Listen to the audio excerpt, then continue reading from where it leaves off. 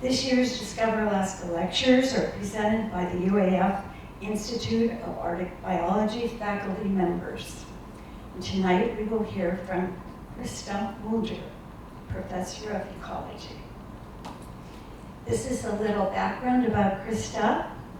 She was born in the Netherlands and has lived all over the world. She got hooked on the North when she completed an MS on Banks Island in the Canadian Arctic. In the early 90s, she came to Alaska and completed her PhD in plant ecology at UAF. She returned in 2001 as a faculty member.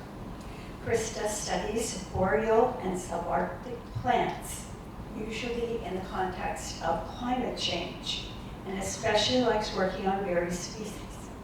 She also loves to pick and eat berries, as many of us do. So would you join me in welcoming Christa?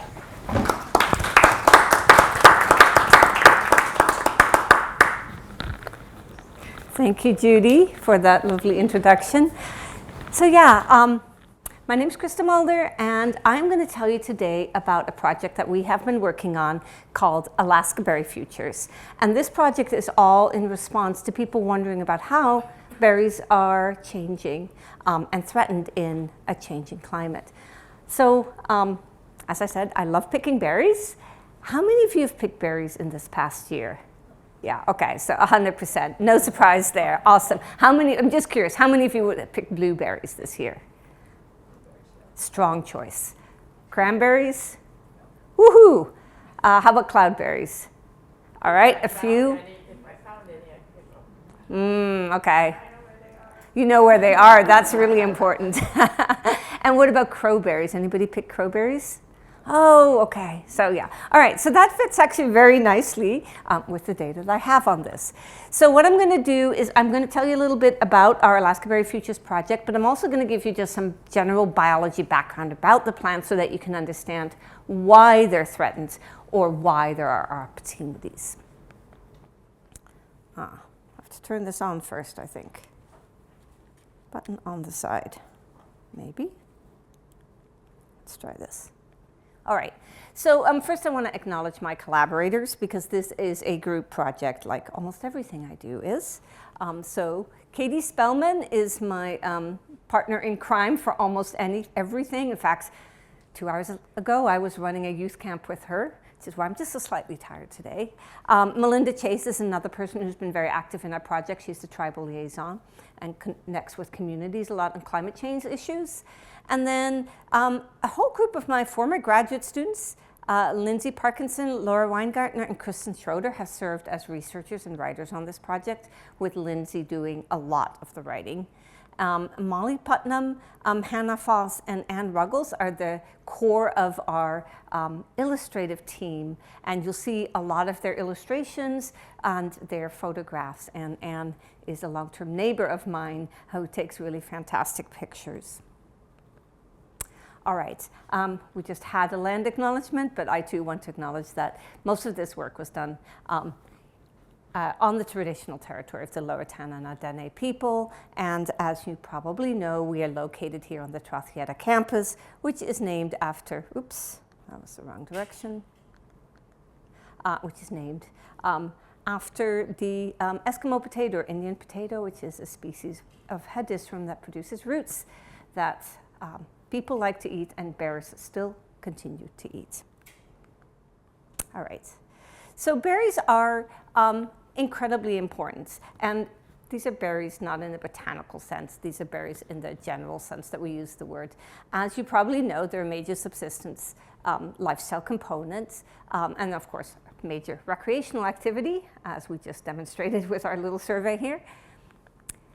They're also really important for nutritional reasons, especially in communities that are off the road system and where the quality of fruit that you can buy in the store is not very high and also tends to be very expensive.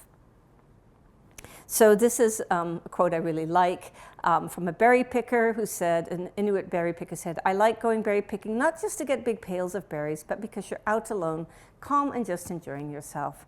Small children, they usually come along, but you don't have to worry that they will go out of sight. They're more free, it's good therapy." I love this image. Oops, I'm going to have to get these buttons down. I love this image also of the crowberry comb and sifter that was made and is several generations old. And a lovely picture that we got from a family picking cloudberries. So there's really there's lots of berries that people pick, many dozens, but there's a few that are of particular importance. Blueberry, the most picked berry across the state in all sorts of surveys, and also across some of the largest areas of the state. So they're popular everywhere. And just to orient you to this graph, these circles just indicate by color the proportion of berries that were blueberry versus anything else. So blue is blueberry, black is everything else. And when I talk about blueberry, I'm mostly talking about the species we have here in interior Alaska, Vaccinium uliginosum, or bog blueberry. But some of these data are obviously also from other parts of the state where there's other blueberries. Cloudberry, super popular in all the tundra areas. Of course, we have it here in interior Alaska as well, but they are fairly uncommon. Sometimes people do indeed leave them when they see them, even though they are delicious. Very commonly consumed all along the northern and western parts of the state. And the same is true for crowberry. I should point out that the bog blueberry and the crowberry are both in the heath family, and the cloudberry is in the rose family and is much more closely related to something like raspberry. And then the last species, or the fourth species that's really important, is lowbush cranberry, my personal favorite, which is also found all over the state, but is mostly consumed in interior Alaska and then in the Aleutians. And then finally we have salmonberry. And I don't have a nice map of salmonberry because we're not done with working on this booklet yet, which I will tell you about in a minute. But salmonberry is limited to the south central and southeastern parts of the state. So a little bit of confusion. A lot of people will refer to what I think of as cloudberry as salmonberry as well. So when I say cloudberry, I mean the little thing, and when I say salmonberry, I mean the big shrub. They are in the same family. They're closely related. These fruits they're true superfoods. So blueberry, cranberry, crowberry, all the species in the heath family have really high levels of antioxidants, really high levels of vitamins, A, C, and E in particular. Cranberry is the real star of the show. I'm not the only person who's a little fond of this particular species. So here's a quote from Peter Kalifornsky, who said, "The old people said that there is more nourishment in the lowbush cranberry than in other berries." And the science bears that out. So good agreement that this is a very healthy berry. And these health benefits include a whole range of things. These are just some examples. They have anti-inflammatory properties. They help and prevent cancer and vascular neurodegenerative diseases. They help reduce the risk of type 2 diabetes. Really, you can't go wrong eating berries, as I think we would all agree. So people across Alaska have developed these climate adaptation plans by community. And about 29 of these mention berries as something of concern, one of the food items that they are concerned about. And these are in plans all the way from southern part of the state through western Alaska, all the way up to the north. So no matter where you are in the state, this is something that people are really concerned about, is the availability and the quality and the quantity of berries that people have access to. The biggest issues that people bring up a lot of issues, but there's three really big ones. The first one is increased variability, and increased variability mostly in timing of when the berries are ripe. And this is hugely problematic because it means it's very hard to plan your fall activities. So these are two quotes from different parts of the state on different berry species, but they're actually almost identical in their content. So Elizabeth Mares from Alaska said, "Growing up, you weren't supposed to pick blueberries until first frost. But now they're ripe before first frost. They're ripening earlier over time." And Stephen Payton from Seldovia said, "Elders also said to wait until the first frost, but now the berries are ripe before that point." So exact same points, different berries, different parts of the state. But the increased variability makes it much harder to figure out when you're supposed to be picking berries as opposed to other activities. The second issue is that the distance that people need to travel to get to the berries has gotten larger as things like shrubs have gotten in the way.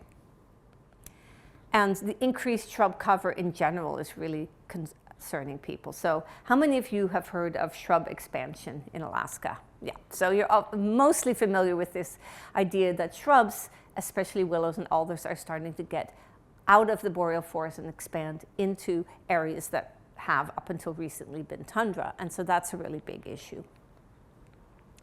As one person from the native village of Georgetown said in their vulnerability assessment, shrub cover has increased, making it harder to find and access berries. So these are things that people are really concerned about. So you would think that there would be a lot of access to studies where people are trying to figure out what climate change is doing to berries. But when my colleague Katie Spellman looked at a whole bunch of these community climate change adaptation plans, she found that out of 29 climate adaptation plans that mentioned berries, there were a grand total of 2 references to the scientific literature, just 2. So even though scientists are working on these berries and producing all of this information, nobody knows about it. They're not finding out about it. And so what we set out to do was essentially a translation project. We're trying to find out what people know about berries and bring it to people who are most concerned about berries. So one of the ways in which we did that is that we held a whole series of listening sessions, and we talked to people over Zoom from all over the states. We had people from 40 different communities, both rural and urban, and we asked them all sorts of questions. So we wanted to know what people were most concerned about when they were talking about berries, and also what actions people were taking to deal with the changing berries. And then we also wanted to know that if we were to put together information about science of berries, what science says about changes in berry availability, especially under climate change, how would they like to know about this? This is just, oops, sorry. So the outcome of this was a series of booklets, which I meant to bring today, but that kid camp I just mentioned kept me really, really busy today, and I went rushing off without grabbing any of these. So apologies, they look like this. They would look exactly the same on paper. But we're working on 5 booklets, the first 3 of which we have produced at this stage. The first one is on cloudberry. The second one is on blueberry. The third one is on cranberry. And they kept getting bigger, but we're going back down again. I think cranberry was probably the one that we had the most on. And these are booklets that are essentially what I'm going to tell you about today. So you can download these booklets yourself, and I will give you the link at the end. And you can also just contact me and say, hey, Christa, can I get that link, please? So before I launch into the impacts of climate change on berries, I want to give you a little bit of a reminder about the things that are happening in terms of climate change in Alaska. So there are some things that we understand really well. The most obvious one is it's getting warmer. So this is, on this graph here, we have the temperature and current temperatures in degrees Fahrenheit here. The gray is the historical baseline, so that's 1980 through 2010. The yellow is the temperatures that we were expecting in the 2030s. The orange is the temperature in the 2060s, and then the darkest color is in the 2090s. So not surprisingly and very well understood, we're going to see an increase. But one of the things that's interesting about it is that the biggest increases are in the middle of the winter. So November, December, January have really steep increases in temperature. And it turns out that that's actually really important.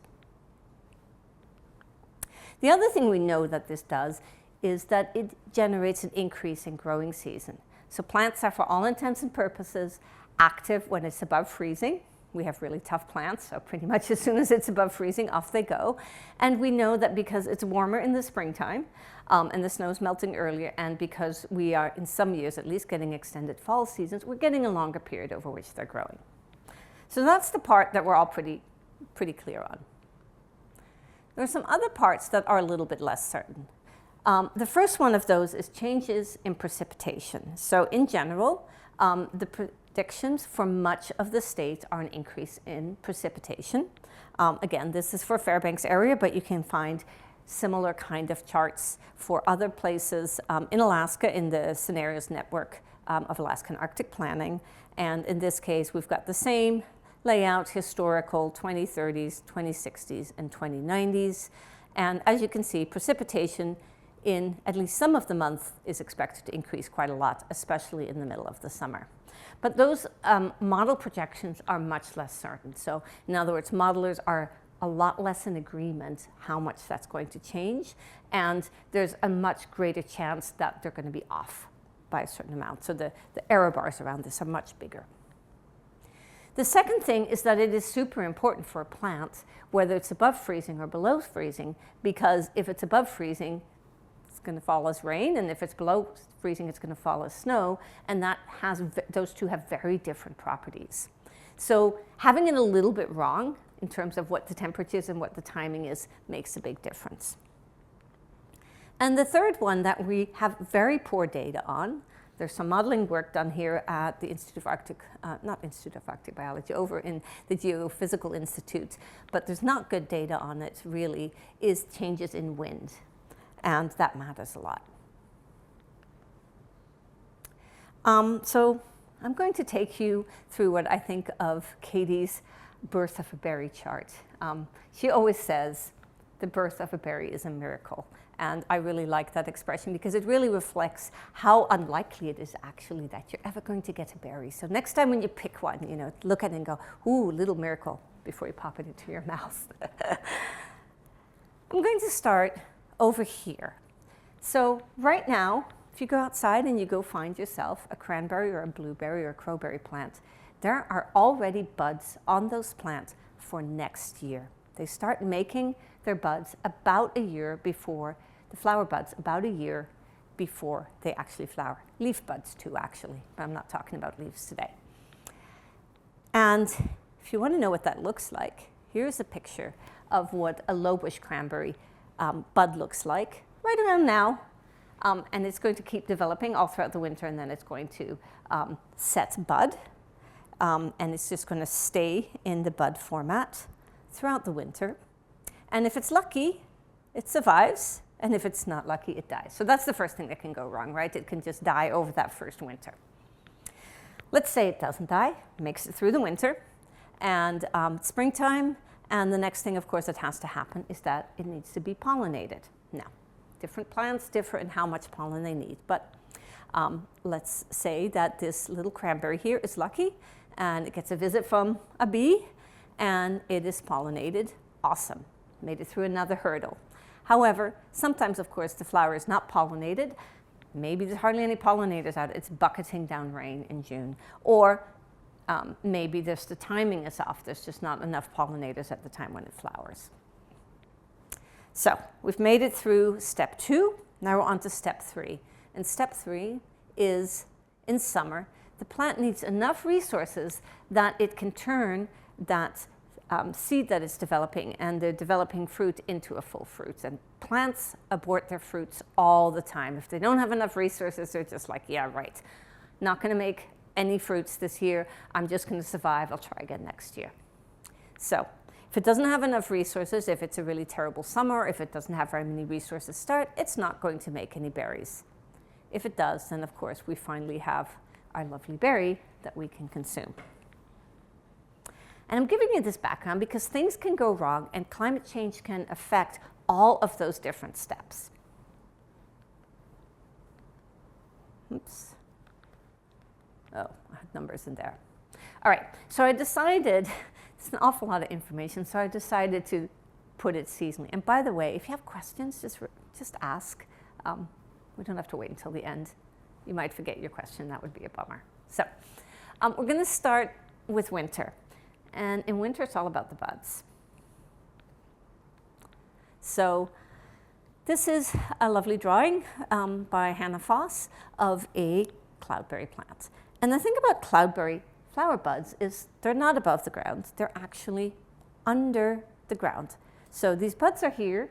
They're about this far. You have to dig a little bit and you'll find this little bud. And it's sitting there. They're sitting there developing already. They're going to sit there all winter. They're going to pop in the spring.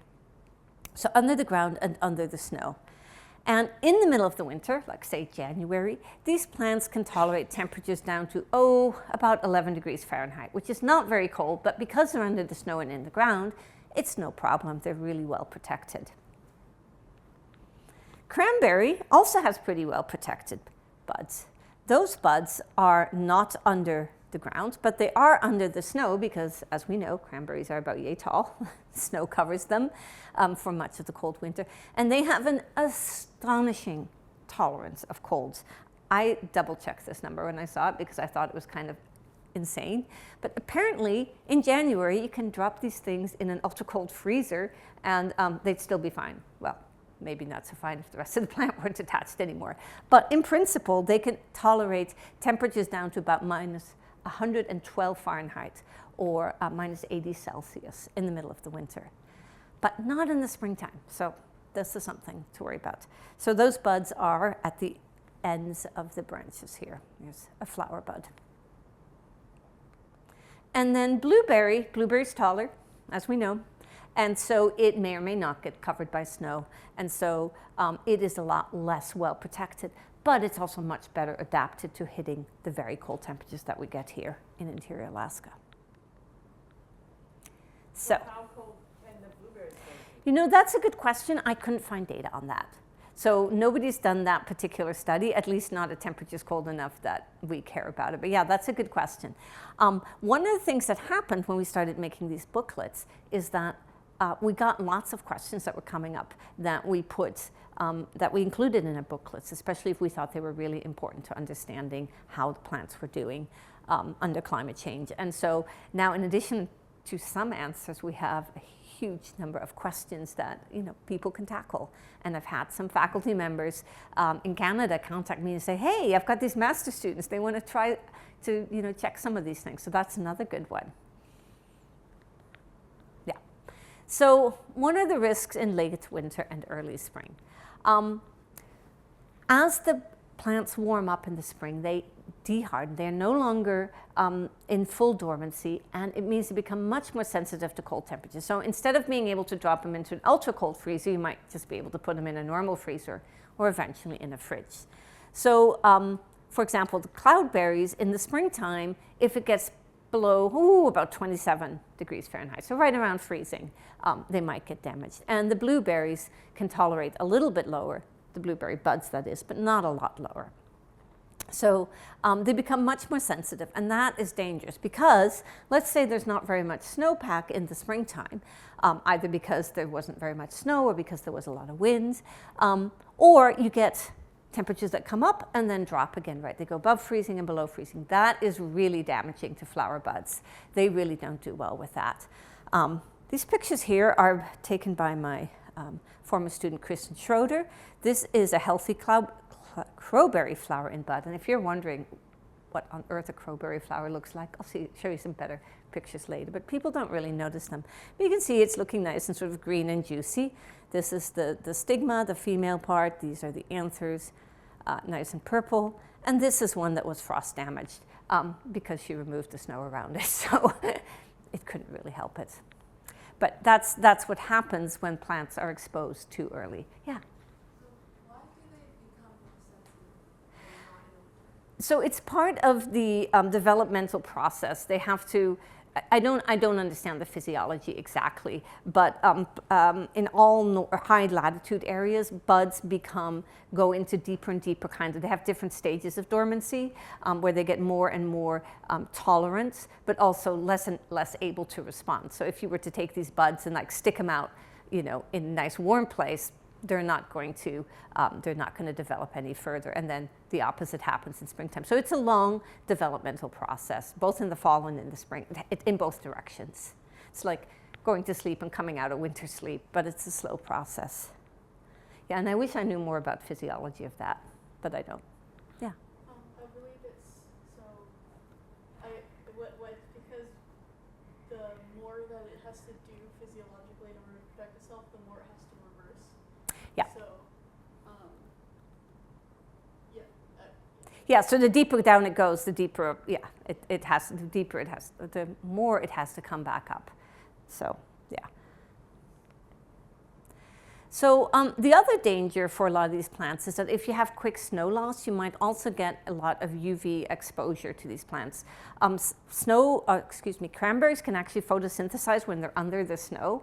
They can take advantage of the snow being funneled through, of the light being funneled through the snow, which is really pretty amazing when you think about it, right? But if they get too much UV light, they might have damage, especially if they're starting to green back up again. So many of you have probably noticed that cranberry leaves, and lots of other plants too, like Labrador tea, they turn red in the fall and then the leaves green back up. Well, that is thought to be at least partly protection from UV light. So this is another problem that plants might face or might have to deal with if there's not very much snow. Okay, so on the other hand, there's some good things as well, right? It's not all bad news.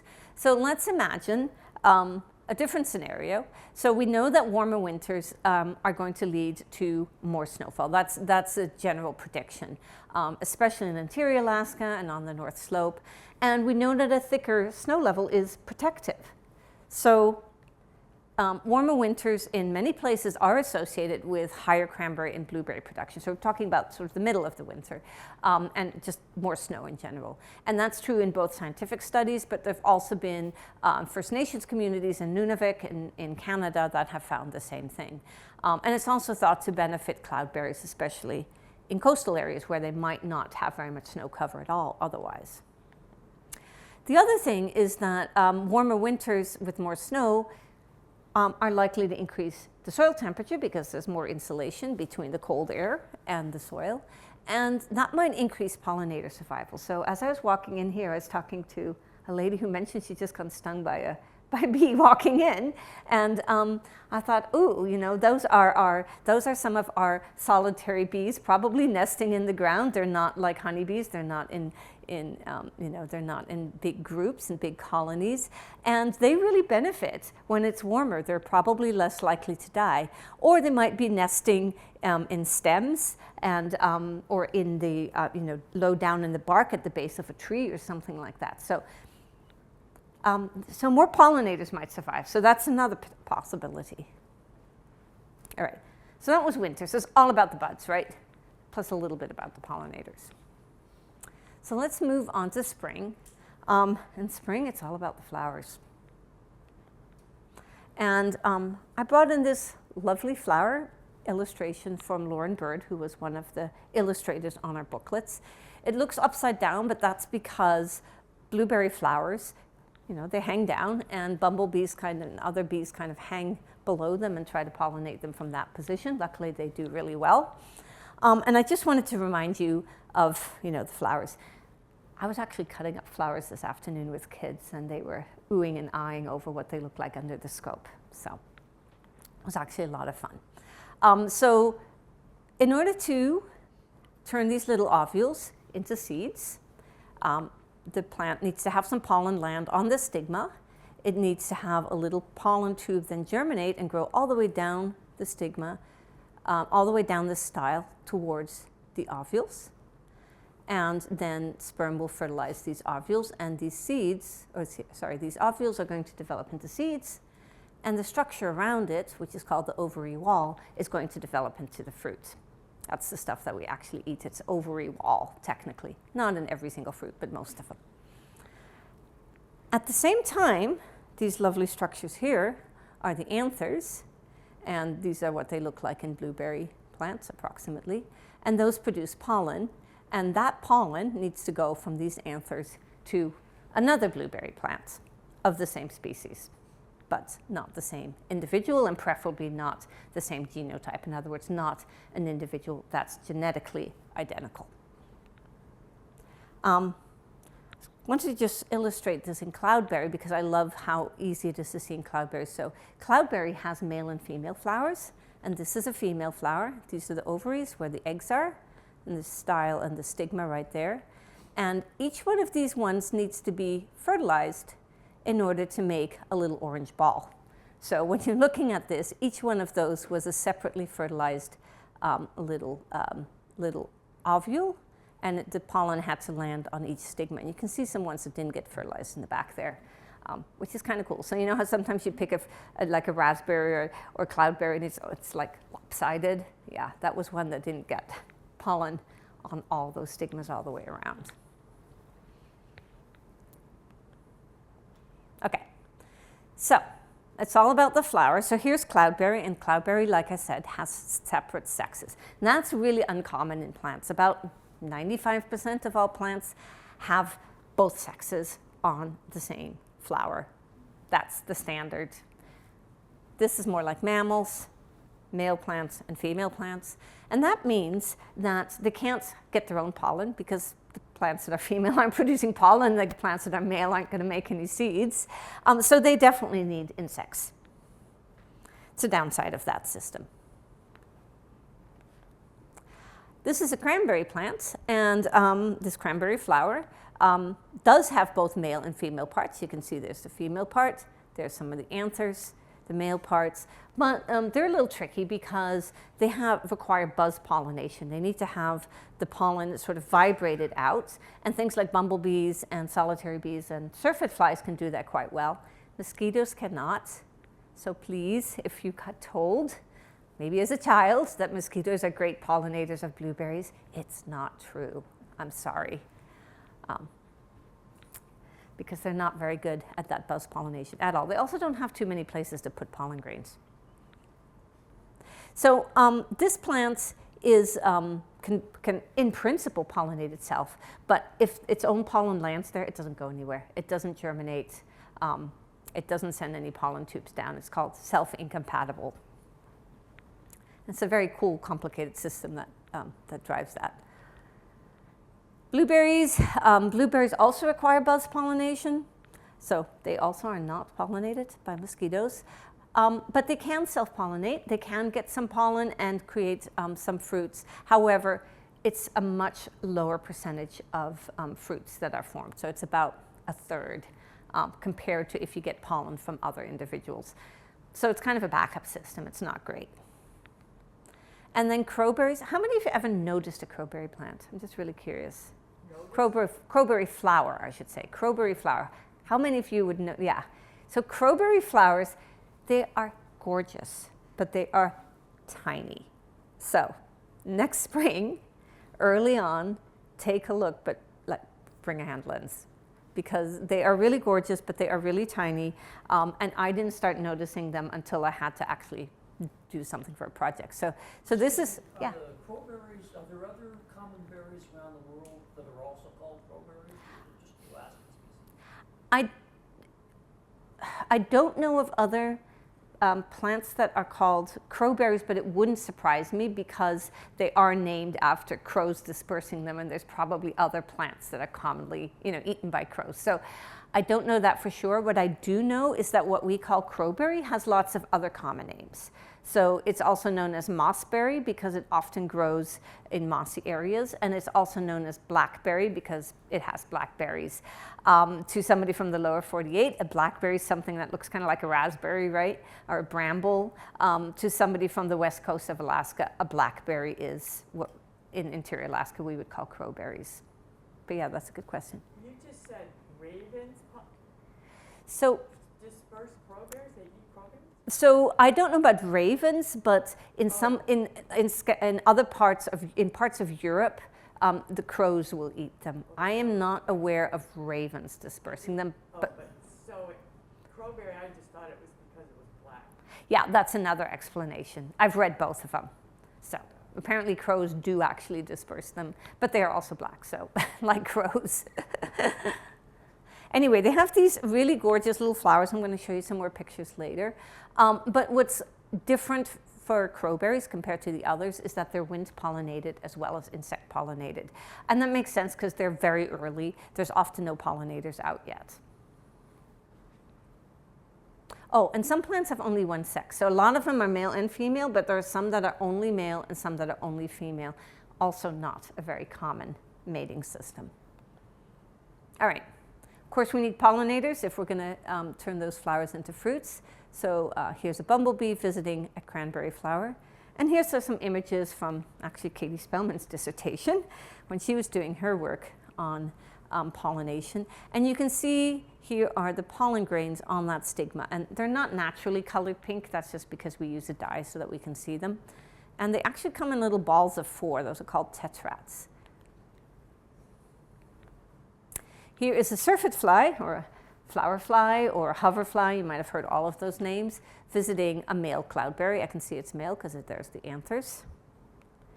And that is what those pollen tetrads look like. So they're kind of 4 pollen grains stuck together. So what are the problems under climate change in the spring?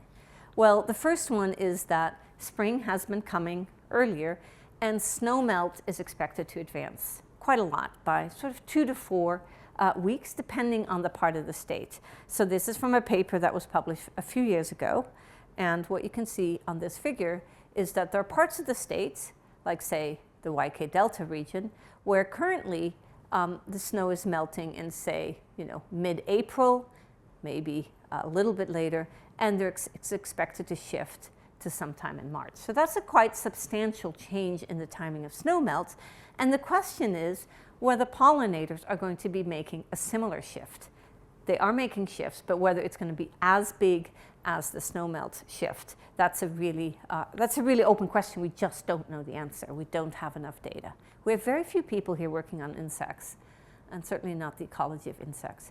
So if the timing of the flowers advances a lot more than the timing of the pollinators, or vice versa, but that's the more likely direction, then you might end up with flowers coming out and very few pollinators around.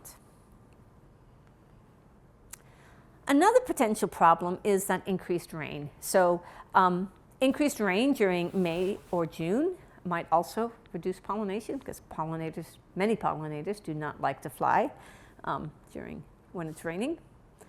And then another big question is about the wind patterns. So wind patterns are changing. Wind is predicted to increase early in the year, sort of January to April. If you're also having plants now flowering earlier, it's possible that it's going to be too windy for a lot of pollinators. That's a big unknown. That's one where we just don't know. Luckily, there's also some good things about warming in the spring. So one thing is that there might be a lot less frost damage, especially to something like cloudberries, which are really sensitive to frost just after they come out.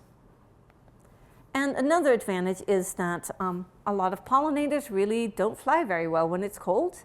And so warmer temperatures might allow them to be more active when the flyers are out, and they might end up with higher pollination rates.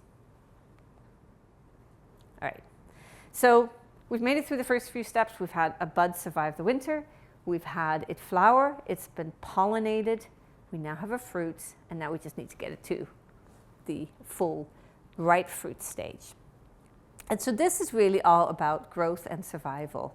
And there are a lot of things that can go wrong here. So the plants might just be too hot or too cold or too wet or too dry. It might get attacked by herbivores, especially insects, maybe mammals, but especially insects can be really problematic. It might get pathogens on it, like fungi or bacteria, or it might get outcompeted by other plants, right? Plants growing over it. So the risks in summer, well, let's start out with just the physical ones. So cloudberry is probably the one that's the most sensitive of all of these species that I've talked about to really warm temperature. There's actually not very many good studies, but the one study that there is suggests that it photosynthesizes really well at low temperatures, about 50 to 60 degrees Fahrenheit. So pretty cool. And then it does quite poorly when you get above, about 65 degrees Fahrenheit. So that's really not terribly warm. In Alaska, that could very well result in reduced growth. This is a map that's just based on temperature predictions for the future. Currently, there's only a moderate risk of plants suffering from it getting too hot. But under future scenarios, especially if we continue to pump as much carbon dioxide into the air and methane as we're currently doing, it might get just considerably too hot for cloudberry flowers. And we're not the only ones that are kind of predicting this. There's anecdotal evidence from pickers on the Yukon-Kuskokwim Delta and in Labrador, so on the other end of the continent, that suggests that hot weather is really a problem. When it's hot in the summer, the plants just don't flower well. So again, confirmation from traditional knowledge that what we're measuring makes sense. Another big issue is shrub expansion. So shrubs expanding into the tundra, primarily willow and alder species. You can sort of see this pattern here across the tundra, and from the side here they are invading in northwestern Alaska. And that is potentially hugely problematic because all of our berry species are short. Well, all of the ones I'm talking about are short. And so these shrubs could very well compete for light very effectively and outcompete them. This map here is a map that shows where currently we have a combination of alder and lowbush cranberry. So that's the purple here. The red is where there is cranberry and no alder. So those are areas where if alder comes in, it could be problematic. And we know it's already doing that in places like the Seward Peninsula. So those are areas where potentially cranberries are at risk. And indeed, berry pickers in various places, including in Nunavik, in Canada, in Georgetown, and in Non-Dalton, have reported that shrubs are taking over their blueberry patches. So this matches what you would expect to see happening. And it's one of the biggest concerns people mention. On the other hand, shrubs can have some advantages too. So as long as it's not too shady, cloudberries can actually do quite well under shrubs, and it can really protect the flowers from very heavy rain, which cloudberries are really sensitive to. All right, herbivores and pathogens. So these are things like fungi, bacteria, possibly viruses. And as you know, from if you ever left food out on a hot, moist day, things like to rot faster when it's warm and wet, and that goes for pathogens on plants as well. So if it's warmer and wetter, we may very well get larger populations. This was a picture that was taken actually by one of my grad students. She was trying to figure out how much leaf area there was, but when we looked at the picture, we said, wow, look at that.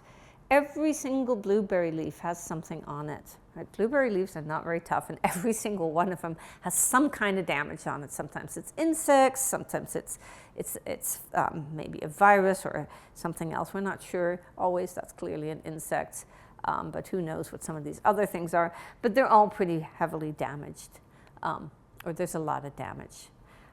This is one of my favorite kind of damage. Have you ever walked around in the field and seen like this really weird looking kind of cranberry?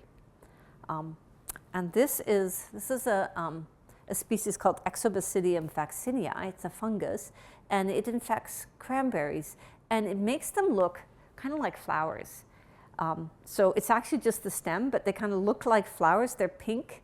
Some species on some, not I don't think on this one, can actually even generate kind of a smell as if it's a flower.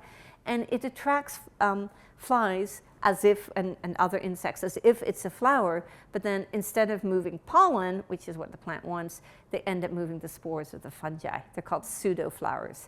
They are incredibly tricky. I have a colleague who works on these in orchids in South America, and apparently those generate the whole scent and everything else. I mean, they really just do look like flowers. They're not flowers. They're fake flowers.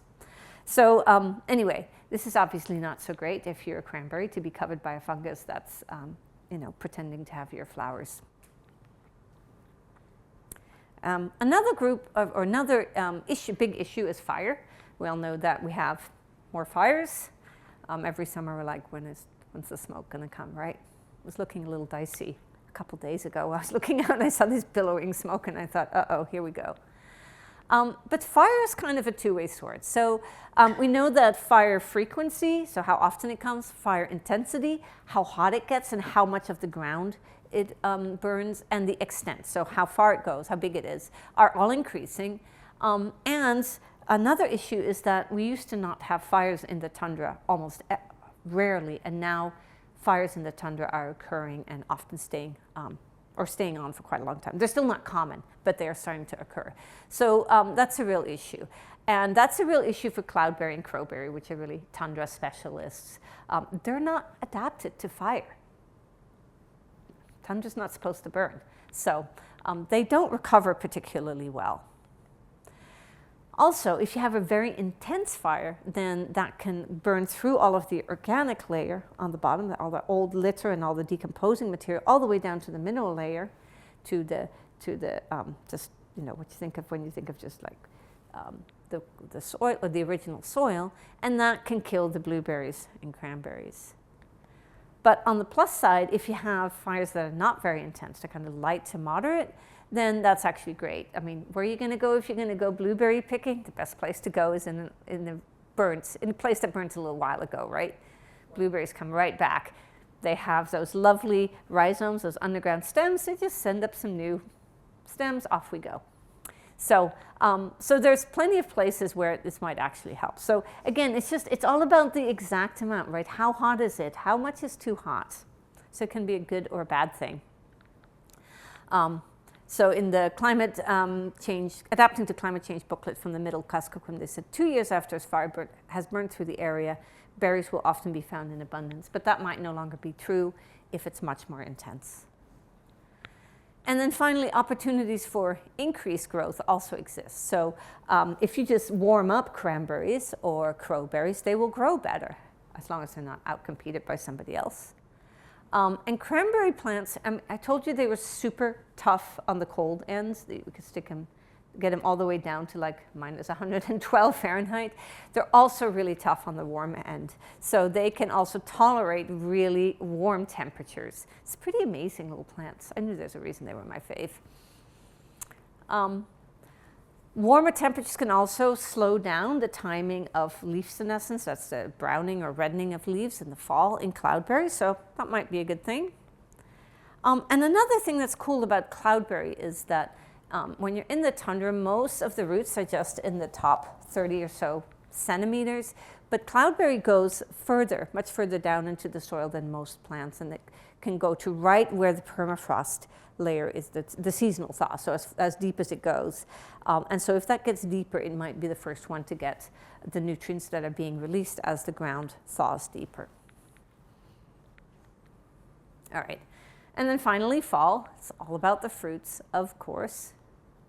And these fruits are important to us, but of course they're important to lots of animals as well. And a number of years ago, Katie and I and other collaborators did a project called Winterberry, where we tracked what happens to berries in the fall and then essentially in the spring as well. And we had groups of people all over the state helping us with this. I think, oh my goodness, we had over 1,500 people involved, mostly youth, which was really fun. So there's a little bit of data from that. Lots of seed dispersers, many of them in the fall, ptarmigan in a blueberry patch. This is a picture I took of a foxscat, completely purple. Essentially, it was just mushed up blueberries. Here's some pictures, some bear scat, absolutely chock-a-block full of crowberry fruits. Again, essentially just squished crowberries. But these species are also important for many animal species in the winter and in the spring. Oh, that's another fall picture. Here's a picture of the content of a ptarmigan crop. This was taken by a teacher who was in Scammon Bay, and he and the students dissected the crop of this ptarmigan, and this is what they found. Chock-a-block full of cranberries. So they were really, really going to, really feasting on cranberries in April, so at the very end of the winter when there's really nothing else to eat. This is a cache, it was in a tree trunk, a cache probably from a vole of cranberries. So they too are, caching these and continuing to eat these throughout the winter. Yeah? Talking about caching things, I have a friend who picks the water-bound cranberry, a real cranberry. Yep, yeah, the ones that are on the, Yeah, I know which one you mean. okay. He found where a squirrel had a cache of about a quarter cup. Those are hard to find. Yes. He took them all because he's picking the berries, but he left the squirrel his granola bar. So all animals are caching. Yes. Yeah, they're caching. They're caching, and there's not a lot else to eat in the middle of the winter, right? So these fruits are super important. But I love that. Yeah, those those cranberries, the bog cranberries, the Oxycoccus species, you know, they produce like one berry at a time. That was a lot of work. All right. So in the fall, again, same issue with the fungi, right? Fungi on plants, fungi on fruits, warmer and wetter plants. Weather might cause the more fruits to rot. Here's some rotting crowberries and cranberries. You don't see crowberries and cranberries rotting very often. It turns out that when they go bad, they get dropped very, very quickly. When we had tens of thousands of data points, we could see that actually it's not that they never rot, it's just that they give up on them as soon as they rot.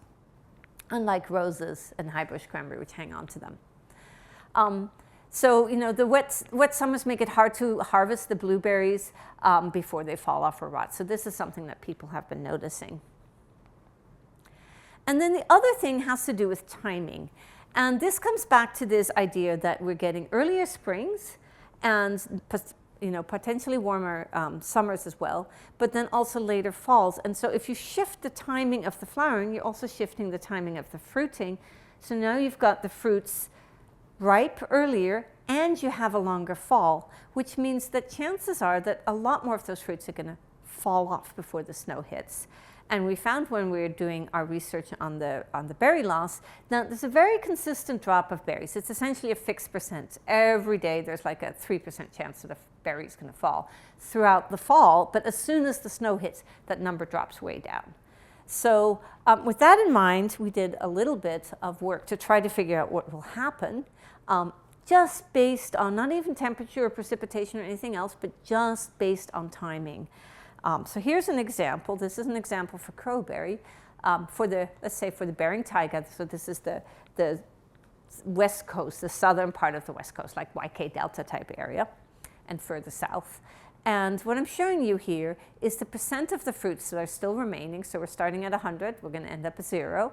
And the orange line here is when there's still 25% of the fruits on the plant. And the green data is based on historical data. It's a combination of the data we collected and what we know about timing in the past. And what this, so here's all the berries. We're starting at 100%. They're dropping over time. And by the time that, by 20th of October, we have about 25% left. And by, you know, sort of mid-November, there's enough snow that they're essentially not dropping any fruits anymore. So the remaining berries are on the plant. But now if you speed that up and you look at a little bit warmer periods, like say in the middle of the century, you would expect to see the plants producing their fruit earlier because they're flowering earlier, dropping their berries, and 25% of the berries remaining by, say, 8 October, so a couple of weeks earlier. Not only that, but they're going to keep dropping their berries all the way potentially into early December. So if that's the case, it means that there's no fruits left for the animals that are scurrying around under the snow in the winter, or in the springtime, say when bears are coming out of hibernation or other animals are returning, migrating birds, for example, that also really like those fruits. So, big problem for animals like foals and foxes and bears that depend on these fruits being available. So, what about responding to this? Well, of course, people are not just sitting there waiting for this to happen. They're doing all sorts of things to adapt to this. And some of this is as simple as, you know, putting things up on Facebook and saying, hey, we've got this fruit, but not this one. Do you want to swap? So that's been going on for a while. But there are lots of things people can do to reduce the problems or maybe even enhance the berries that they have. One simple thing in places, especially where snow is getting thin, is to do something like put up snow fences and get extra snow layers. And all of these are things that we're suggesting, but we haven't tested yet. So these are all really good things that communities actually want to test, and we're talking to several communities about trying to figure out whether we can test them.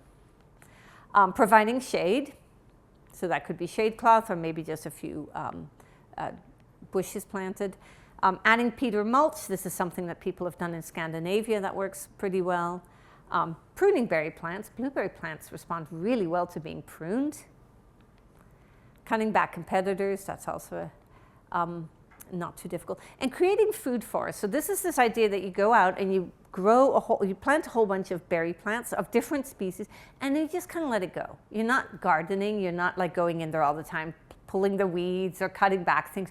You're just kind of letting it go. It's low maintenance, but you end up with maybe not as many fruits as if you manage it intensively, but you still get some. And if you're interested in an example of that, the UAF experimental farm, the Georgetown Botanical Garden, has some really nice examples of what that looks like.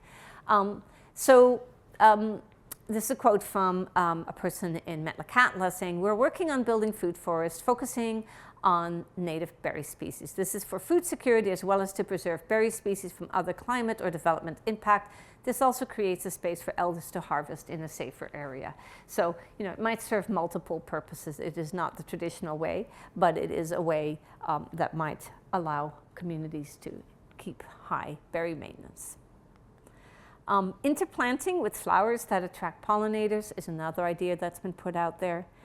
And supplementing with expanding wild species.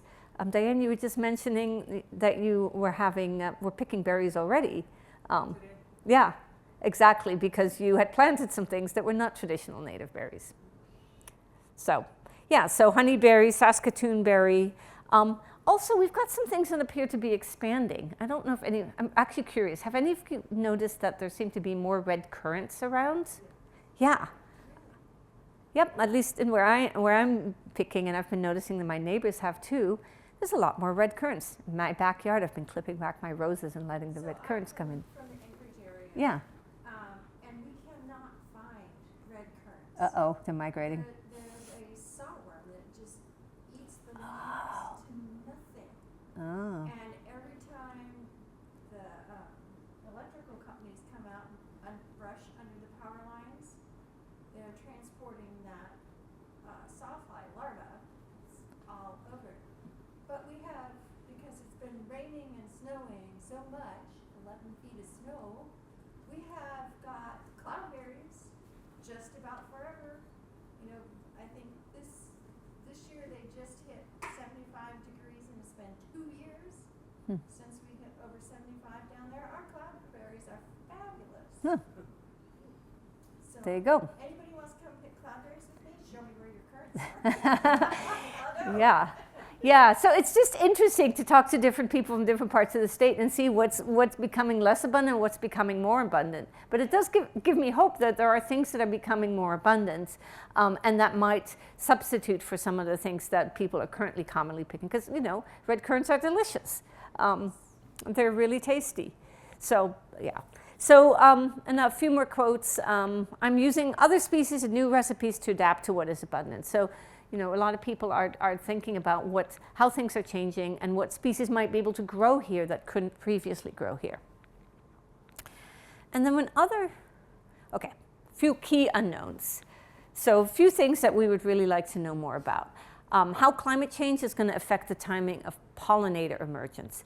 We have lots of species here that we know very little about, especially the things that are really well studied are things like bumblebees, solitary bees, syrphid flies, musket flies, all of these other things that pollinate and are really important here are not well studied, and there's not much information on how they're changing. How warmer and wetter conditions are going to affect damage, especially by fungi. Again, this is something that we don't have a good handle on. I mean, crowberries are almost never really nasty, but I was in one village where they had whole patches that were entirely rotten crowberries. They had never seen it before. I haven't seen it anywhere. So it can happen. I don't know if that was just an oddity or whether this is a potential issue. How warmer and wetter conditions will affect insect herbivores like moths that attack the blueberries is another big unknown. And then one that I'm really interested in is whether it's possible to take plants that are currently growing in conditions where things are not so great for them anymore and have them moved, so genotypes, meaning plants that are adapted to one location, and move them to another location that is more like what they're adapted to, but is changing there. So it might be possible to do some things like that, but we just don't know because we haven't tried it yet. Okay, so that's all I want to talk to you about. You can find our booklets that have a lot of this information, plus a lot more, at our website, cal.alaska.edu/changingberries. You can also email me and say, Christa, what was that again? And you can find my name pretty easily. I wish I had brought the booklets with me to show you. I stuffed up on that, and I apologize for that. But yeah, thank you, and I'd love to answer questions. Well, thank you very much.